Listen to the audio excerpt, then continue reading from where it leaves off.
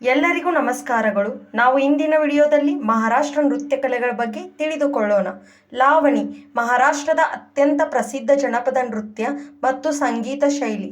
ವಿಶೇಷತೆ ದೊಡ್ಡ ರಿಥಮ್ಗಳು, ಗೀತೆಗಳೊಂದಿಗೆ ಚಳುಕೇಟಿ ಹಾಗೂ ಸುಂದರ ನೃತ್ಯ ಚಲನೆಗಳು. ಇತಿಹಾಸ 18-19ನೇ ಶತಮಾನಗಳಲ್ಲಿ ಗರವದೆರೆ ಯುವ ಸೈನಿಕರ ಮನರಂಜನೆಗಾಗಿ ಹಾಗೂ ಪೇಶ್ವಾಯಿ ಕಾಲದಲ್ಲಿ ಅರೆಯಿತು. ಉಪಕರಣಗಳು ಡೋಲಕ್, ಮಂಜೀರಾ, ಹಾರ್ಮೋನಿಯಂ ಇತ್ಯಾದಿ. ಉಪಯೋಗ ಹಬ್ಬ, ಸಮಾರಂಭ, ಮಂಚ ಪ್ರದರ್ಶನದಲ್ಲಿ ಹೆಚ್ಚು ಬಳಸಲಾಗುತ್ತದೆ.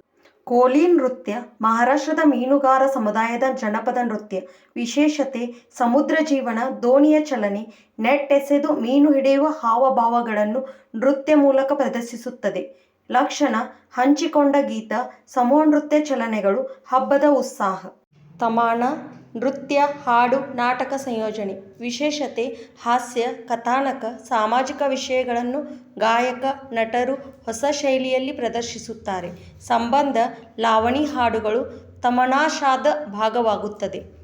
ಲೇಜಿಮ್ ಕೈಯಲ್ಲಿ ತುಂಬಿದ ಚುರಿಯೊಮ್ಮೆ ಧ್ವನಿ ಮಾಡುವ ಲೇಜಿಮ್ ಸಾಧನ ಹಿಡಿದು ನಡೆಯುವ ಚುರುಕಾದ ನೃತ್ಯ. ವಿಶೇಷತೆ ಇದು ನೃತ್ಯದ ಜೊತೆಗೆ ಫಿಟ್ನೆಸ್, ಡ್ರಿಲ್ ಶೈಲಿಯೂ ಆಗಿರುತ್ತದೆ. ಉಪಕರಣ ಲೇಜಿಮ್, ಡೊಳಕಿ.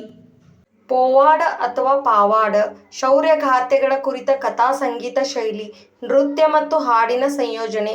ವಿಶೇಷತೆ ಛತ್ರಪತಿ ಶಿವಾಜಿ ಮಹಾರಾಜರ ಶಕ್ತಿಯನ್ನು ಹಾಗೂ ಮಹತ್ವದ ಘಟನೆಗಳನ್ನು ಪ್ರತಿಬಿಂಬಿಸುತ್ತದೆ. ಇತರ ಜನಪದ ನೃತ್ಯಗಳು ದಂಗರಿ ಗಜ ದಂಗರ್ ಸಮುದಾಯದ ನವರಸ ತುಂಬಿದ ನೃತ್ಯ.